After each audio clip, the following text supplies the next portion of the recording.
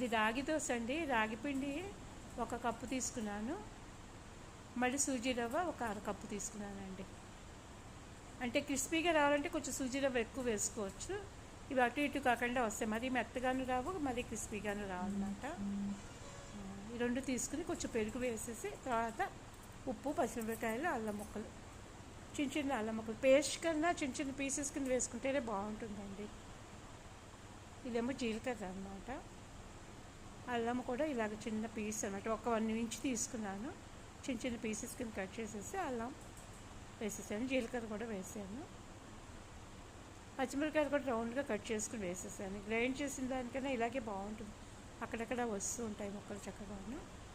కొంచెం పెరుగు, కొంచెం ఈనో ఉంటే ఈనో కానీ వంట సోడా కానీ వేసుకోండి, ఎందుకంటే అది కొంచెం మంచిగా బల్జీ బాగా వస్తుంది అన్నమాట దోశ.